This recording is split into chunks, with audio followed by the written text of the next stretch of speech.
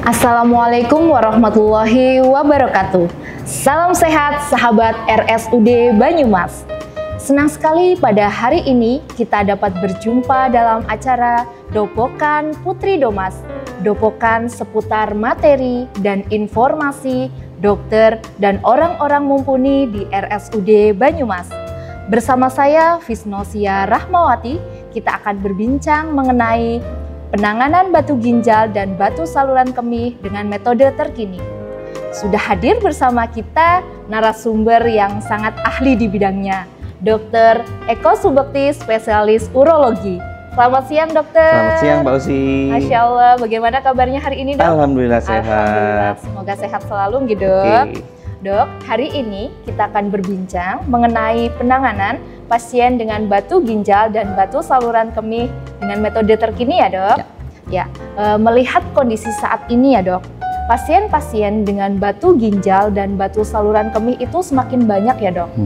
Sebenarnya seberapa umumkah, dok, kasus-kasus pasien dengan batu ginjal dan batu saluran kemih ya, dok? Ya, begini Mbak Usi. Jadi Indonesia itu secara geografis terletak di lingkar khatulistiwa, sehingga dia termasuk area namanya Stone Belt atau area dengan angka prevalensi batu ginjal yang cukup tinggi.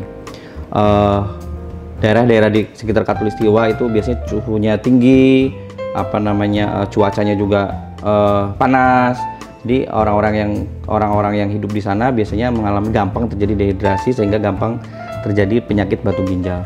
Nah, data dari Kemenkes tahun 2018 menyebutkan bahwa 6 dari 1.000 orang penduduk Indonesia menderita penyakit batu ginjal. Artinya kurang lebih 1,5 sampai 2 juta orang per tahun orang Indonesia mengalami penyakit batu ginjal dan saluran kemih. Jadi memang angka batu ginjal pada orang-orang Indonesia itu memang angkanya cukup tinggi. Wah, ternyata cukup tinggi ya, dok. Lalu apa saja nih, dok, tanda dan gejala yang dialami oleh pasien dengan batu ginjal dan batu saluran kemih ya, dok? Ya, tanda dan gejala pada penyakit batu ginjal dan saluran kemih itu biasanya tergantung dari letak dan ukuran batunya. Biasanya pada batu-batu pada batu-batu besar itu kadang malah tidak ada gejala sama sekali. Contohnya pada batu ginjal yang besar, terus orang-orang itu tidak sadar kalau dia punya penyakit tersebut karena tanpa gejala. Pada saat dia melakukan general check up atau kontrol ke dokter yang bahkan bukan dokter urologi, dilakukan USG misalkan, ketahuanlah dia punya penyakit batu ginjal. Nah, pada batu-batu yang lain, contohnya ini ya, pada batu yang terletak di ini organ ginjal ya, organ ginjal dan saluran kemih.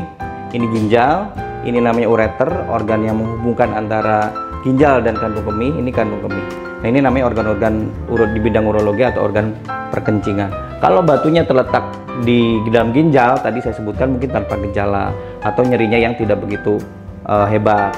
Kalau batunya terletak di ureter, ini saluran ini, di ureter yang sebelah atas, mungkin dia akan menimbulkan gejala nyeri yang hebat atau disebut dengan nama kolik. Nyerinya itu bersifat mendadak, nyeri yang sangat nyeri, kemudian bisa disertai mual dan muntah, dan dia biasanya menjalar sampai ke perut bagian depan. Kalau batunya terletak di ureter yang sebelah bawah, dia akan mengakibatkan atau menimbulkan gejala nyeri yang menjalar ke perut bawah atau bahkan menjalar sampai ke kemaluan. Kalau wanita mungkin ke vagina, kalau laki-laki mungkin sampai ke nyeri di buah pelirnya. Gejala lainnya antara lain pipis merah atau disebut bahasa medisnya hematuri. Kemudian nyeri sehabis pipis. Biasanya kalau nyeri sehabis pipis itu batu yang berada di kandung kemih. Atau kadang-kadang kalau batunya sudah menimbulkan infeksi, bisa terjadi demam. Seperti itu. Pada saat nyeri yang khas itu, nyeri yang kolik di ureter itu biasanya disertai dengan mual atau muntah. Kadang-kadang saking nyerinya orang bisa pingsan. Begitu Mbak Usi. Lalu, dok, kapan pasien harus ke dokter untuk memeriksakan diri, dok? Ya, pada orang dengan faktor risiko tinggi terjadi batu ginjal. Nah, faktor risikonya antara lain orang dengan pada keluarganya mempunyai riwayat batu ginjal atau gagal ginjal, dia harus, menurut pendapat saya, harus general check up minimal 1 tahun sekali. Jadi nanti pas general check up mungkin akan ketahuan di USG dia mempunyai penyakit batu dan sebagainya. Atau tadi orang-orang dengan gejala yang seperti saya sebutkan sebelumnya, nyeri pinggang yang menetap, BAK darah, nyeri yang mendadak, nyeri pinggang atau nyeri sampai ke perut depan menjalar tadi, yang hilang timbul, atau sering pipis, itu segeralah periksa ke dokter urologi terdekat. Oke dok, lalu apakah semua kasus batu ginjal dan batu saluran kemih itu perlu dioperasi dok? Ya, jadi batu ginjal itu banyak bentuknya ya, macamnya juga ada batu yang begitu juga lokasinya. Batu ginjal yang ukurannya kecil, kurang dari 5 mili, yang berada di dalam ginjal yang tidak menimbulkan sumbatan, biasanya tidak perlu dilakukan tindakan operasi. Kenapa? Karena tadi seperti saya tunjukkan pada gambar sebelumnya, batu yang kurang dari 5 mili itu biasanya dia bisa turun sendiri karena ukuran ureter tadi, lumennya atau diameternya itu biasanya bisa sampai 5 mili. Jadi batu yang di ginjal yang ukurannya masih relatif kecil, kurang dari 5 mili dan tidak menimbulkan sumbatan, itu bisa dilakukan dengan perubahan gaya hidup, misalkan minum air putih yang banyak, kemudian olahraga dan sebagainya, tidak mager atau malas gerak. Jadi diharapkan batunya bisa turun sendiri. Tapi apabila batunya di atas 5 mili dan terutama apabila dia udah turun di ureter dan menimbulkan sumbatan atau hidronefrosis pada ginjal, itu sebaiknya segera dilakukan tindakan supaya tidak mengarah ke pembengkakan ginjal yang lebih parah. Karena apa? Karena semakin ginjal tersumbat, semakin lama sel-sel di ginjal dikhawatirkan akan terjadi kerusakan. Oke dok, apa saja sih dok metode operasi terkini untuk penanganan pasien dengan batu ginjal dan batu kandung kemih dok? Ya, coba lihat gambarnya mbak. Oke, nah untuk batu-batu ginjal yang berada di dalam ginjal yang ukurannya masih kecil tadi, yang tapi sering menimbulkan gejala nyeri, sebaiknya memang dilakukan tindakan. Kalau batunya berada di kalix superior atau ini namanya ginjal yang ruangan ginjal sebelah atas, atau kalix tengah atau yang sebelah media yang tengah atau inferior, itu bisa dilakukan tindakan namanya ESWL atau RERS. Ya, ESWL itu sendiri adalah menghancurkan batu ginjal dengan kekuatan dari luar atau tenaga dari luar yang difokuskan kepada batu di dalam ginjal. Jadi dia tanpa ada tindakan, namanya non-invasif.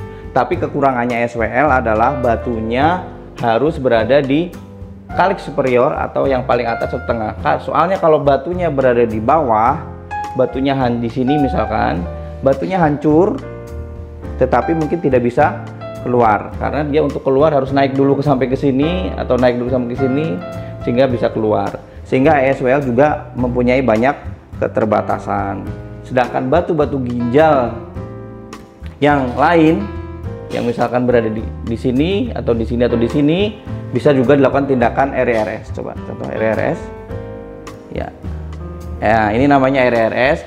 RERS itu adalah tindakan operasi batu ginjal tanpa sayatan tetapi dengan namanya minimal invasif, memasukkan alat namanya fleksibel ureterorenoskop. Ini alatnya masuk ke kandung kemih, masuk ke ureter, kemudian dia masuk ke kalik-kalik ginjal.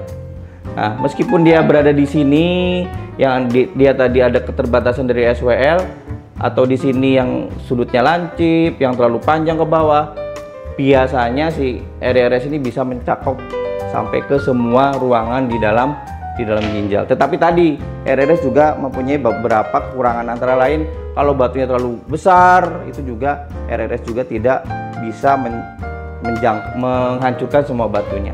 Mungkin harus bertahap, tindakan RERS bisa bertahap. Terus tindakan yang selanjutnya mungkin PCNL. Next. Nah, kalau PCNL ini namanya PCNL. Ditusuk ginjalnya masuk ke dalam, kemudian dihancurkan batunya. Jadi alatnya ini masuk lewat pinggang sini, kemudian masuk ke dalam ginjal, batunya dihancurkan.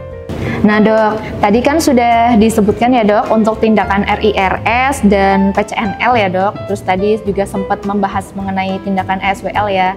Lalu untuk metode selanjutnya mungkin ada tindakan URS. Itu saya pernah dengar ya dok, itu tindakan URS. Apa sih itu dok tindakan URS atau ureteroskopi? Ya, jadi tadi saya menjelaskan mengenai tindakan batu-batu yang berada di dalam ginjal.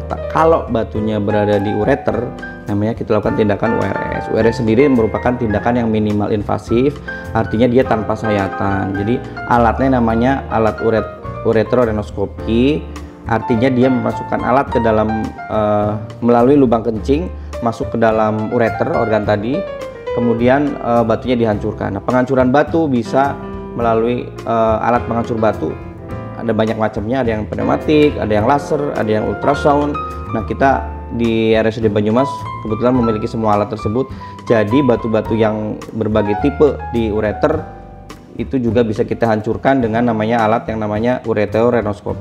Nah, ada keterbatasan URS di mana kalau batu-batunya besar sekali dan batunya udah lengket, itu mungkin tidak bisa dilakukan tindakan ureterorenoskopi. Pada zaman dahulu kala, kalau tindakan ureterorenoskopi tidak bisa dilakukan, kita lakukan operasi pembedahan. Tetapi RSUD Banyumas sekarang sudah sejak tahun 2023 sudah memulai tindakan laparoskopi. Jadi pada kasus-kasus batu di ureter yang besar, ukurannya lebih dari 1 cm, udah batunya lengket, itu yang tidak memungkinkan dilakukan tindakan minimal invasif URS, bisa dilakukan dengan laparoskopi ureterolitotomi namanya, yaitu memasukkan alat di 3 titik di perut, kemudian batunya diambil seperti itu.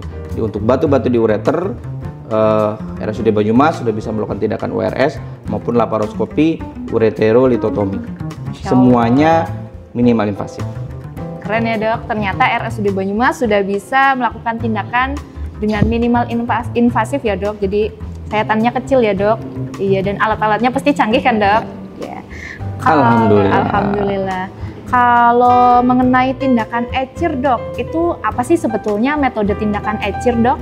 Ya, sejak sekitar tahun lalu, kita 2024, kita sudah melakukan tindakan namanya, kalau bahasa Jawanya ECIR ya Mbak Esi ya. Oh, ECIR. Ya, tapi kalau bahasa Inggrisnya mungkin ECIRS. ECIRS. Jadi dia merupakan gabungan tindakan dari yang saya sebutkan sebelumnya, dari PCNL dan RIRS. Singkatan, jadi ECIRS itu singkatan dari Endoscopic Combined Intrarenal Surgery. Jadi kombinasi antara PCNL dan RIRS. Mungkin bisa ditampilkan Mbak gambarnya Mbak. Ya, nah ini namanya ECIRS.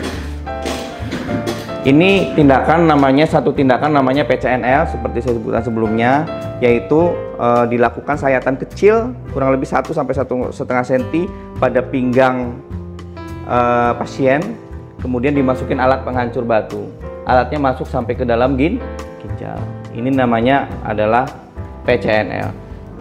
Satu lagi yang disebut dengan nama RIRS, yaitu memasukkan alat lewat lubang pipis, masuk ke dalam sampai ke dalam ginjal untuk menghancurkan batu. Nah, kalau batunya kompleks, kita bisa kombinasi namanya ECIRS tadi, kombinasi antara PCNL, memasukkan batu lewat insisi atau sayatan di pinggang, dan RIRS di saat yang bersamaan. Jadi diharapkan stone free rate atau angka bebas batunya tinggi. Diharapkan dia harus cukup satu kali operasi pasien sudah batunya sudah habis atau stone free rate-nya hampir 100% dalam 1 kali tindakan.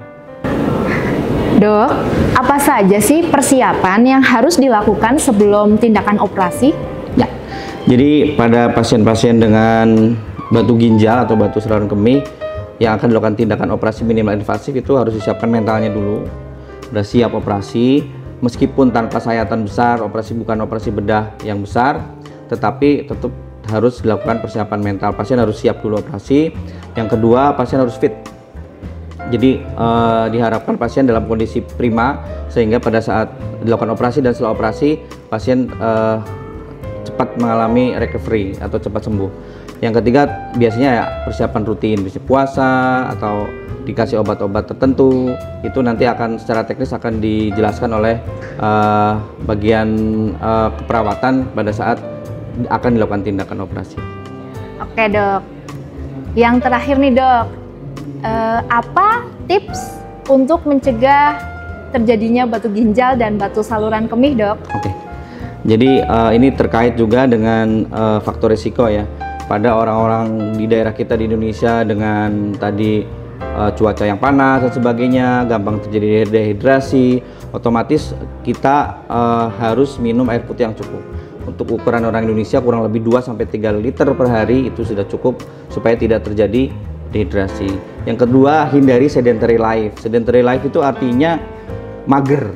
Nah, orang mager itu gampang timbul batu. Artinya dia jarang olahraga dan sebagainya. Makanya untuk tipsnya ya olahraga yang cukup, mungkin 2-3 kali sehari dalam 1 minggu, itu cukup untuk menghindari dari terjadinya penyakit batu ginjal.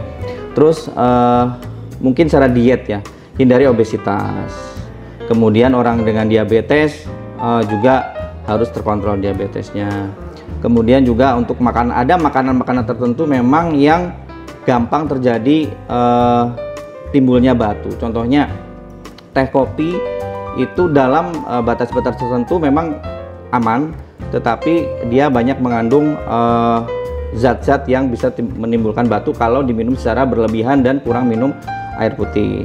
Gampang timbul batu kalsium oksalat dan sebagainya. Atau orang dengan diet garam yang tinggi. Nah, jadi hindari diet garam yang tinggi. Kenapa? Karena dengan orang dengan konsumsi garam yang berlebihan akan gampang terjadi banyak kalsium di dalam urinnya atau hiperkalsuria. Jadi diharapkan rendah garam dan rendah protein seperti itu. Kemudian pada orang-orang yang faktor risiko misalkan keluarganya mempunyai riwayat penyakit batu ginjal, diharapkan dalam waktu tertentu misalkan setahun sekali melakukan general check up, melakukan USG sehingga angka kejadian batu ginjal pada orang risiko tinggi tersebut diharapkan turun. Kemudian pada orang-orang yang sudah punya penyakit batu ginjal sebelumnya, itu disebutkan bahwa 50% dalam hidupnya akan terjadi recurrent atau timbul batu ginjal lagi. Jadi meskipun udah enak, meski sudah dioperasi udah enak, diharapkan sering kontrol ke dokter urologi untuk dilakukan check up sehingga dia tidak timbul batu lagi, ataupun kalau timbul masih batu yang masih kecil ukurannya seperti itu. Oke, wah ternyata banyak materi dan informasi yang dapat kita peroleh pada Dopokan Putri Domas hari ini. Semoga informasi pada hari ini bermanfaat untuk sahabat sehat RSUD Banyumas. Bagi sahabat sehat RSUD Banyumas yang mengalami tanda dan gejala yang sudah disampaikan oleh Dr. Eko, spesialis urologi, langsung saja bisa memeriksakan diri di RSUD Banyumas. Karena di sini sudah ditangani dengan metode yang canggih ya dok, dan terkini ya dok, alat-alatnya juga komplit ya dok, insya Allah ya dok, alhamdulillah. Terima kasih untuk informasinya dok. Terima kasih Osi juga. Terima kasih untuk waktunya ya dok. Demikian tadi acara Dopokan Putri Domas pada hari ini. Saya Fisnosia Rahmawati undur diri. Billahi taufik wal hidayah. Wassalamualaikum warahmatullahi wabarakatuh.